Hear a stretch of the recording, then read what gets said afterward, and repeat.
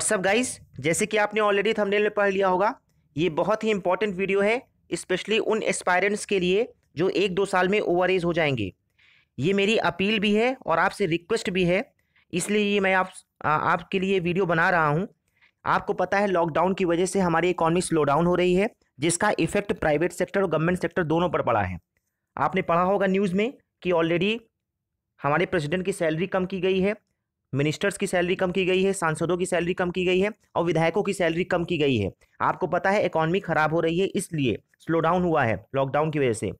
Plus आपने देखा होगा प्राइवेट सेक्टर को भी इसकी मार झेलनी पड़ेगी। तो ऑब्वियस सी बात है कि आपकी जो वैकेंसी आने वाली है इस पर भी इसका इफेक्ट पड़ेगा, बहुत ज़्यादा इफेक्ट पड़ेगा।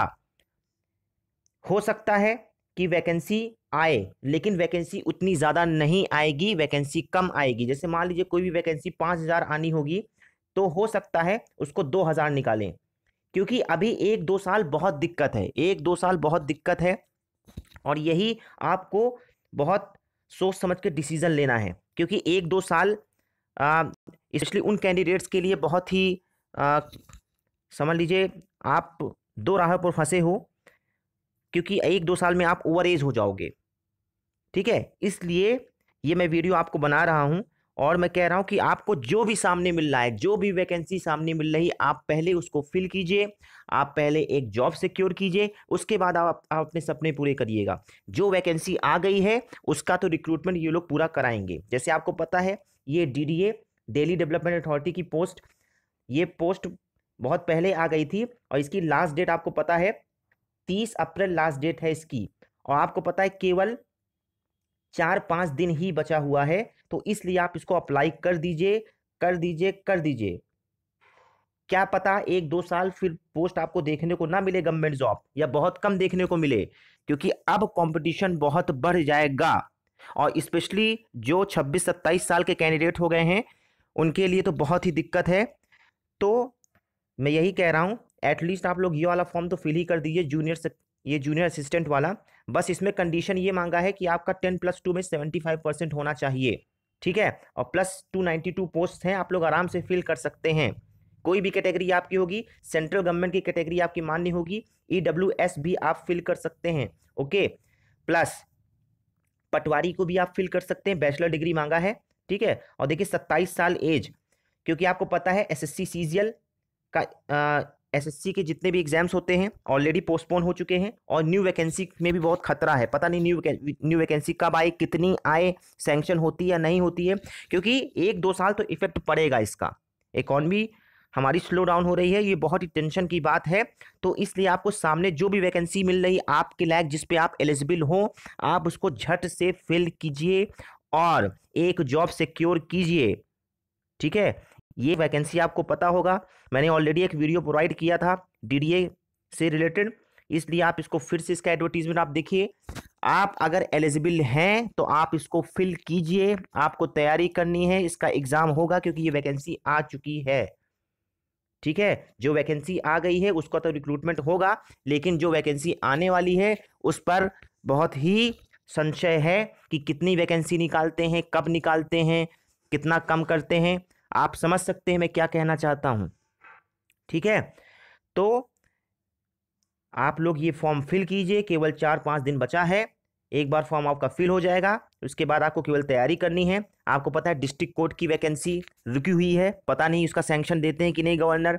आपको पता है जो ARO की वैकेंसी आने वाली है वो भी रुकी हुई है, पता नहीं उसका सैंक्शन मिलता है कि नहीं मिलता। क्या पता वैकेंसी कितनी कम हो जाए, अभी इसकी कोई अपडेट नहीं है, लेकिन कुछ ना कुछ इसका इफेक्ट पड़ेगा। मैं आपसे झूठ नहीं कहना चाहता, कोई मैं आपको ख्याली पुलाव नहीं पकाना चाहता, आपको खुश नहीं करना चाहता। ये एक बिटर ट्रूथ है कि इसका इफेक्ट पड़ेगा लॉकडाउन का, और स्पेशली आप पर, आप कैंडिडेट्स जो गवर्नमेंट जॉब की तैयारी कर रहे हैं, आप पर इसका इफेक्ट पड़ेगा, क्योंकि अब कंपटीशन और बढ़ेगा। और प्लस उन कैंडिडेट्स को जो 26-27 साल के हो रहे हैं, जो ओवर एज होने के कगार पर हैं, आप लोगों के लिए तो बहुत ही मुश्किल है। इसलिए आप लोग पूरी जान लगा दीजिए, ये वाला फॉर्म तो एटलीस्ट फिल ही कर दीजिए। एटलीस्ट आपको 1-2 मौके तो मिल ही जाएंगे, क्योंकि कोई गारंटी नहीं है कि 1 साल बाद जो वैकेंसी आने वाली है उसमें आपका जो एज है उसको कम ज़्यादा किया जाए।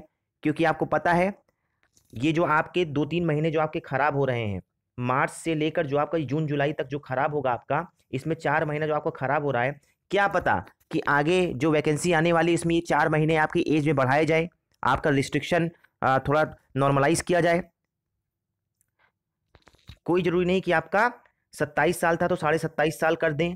तो इसलिए जो भी मौका आपको अभी सामने मिल रहा है, आप उसको फिल कीजिए, एक जॉब सिक्योर कीजिए। बाद में जब आपके पास एक जॉब हो जाएगी तो आप फ्री माइंड से आराम से किसी भी जॉब की तैयारी कर सकते हैं, सिविल्स की तैयारी कर सकते हैं, कोई भी कर सकते हैं, क्योंकि फ्यूचर बहुत अंधकार में जा रहा है। बहुत सारे स्टूडेंट्स परेशान चल रहे हैं क्योंकि जिनका सिलेक्शन हो चुका है उनकी ज्वाइनिंग भी रुकी हुई है।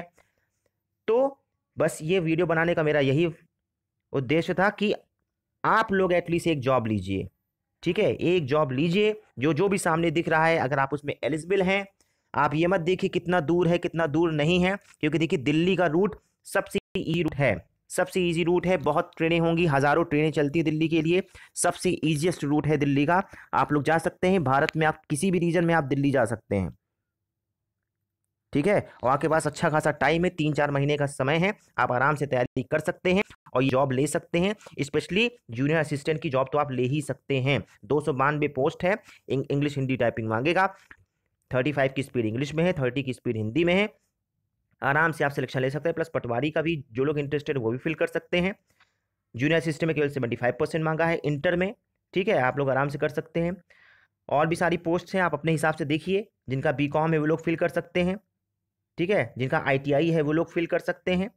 तो आप लोग फिर से इसको देखिए और इसको फिल कीजिए, और जो भी आपको सामने दिख रहा है उसको आप लीजिए, क्योंकि बात का पता नहीं 4-5 महीने बाद क्या होगा।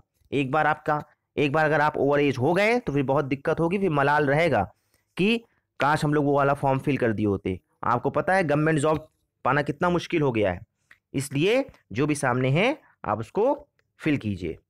ओके।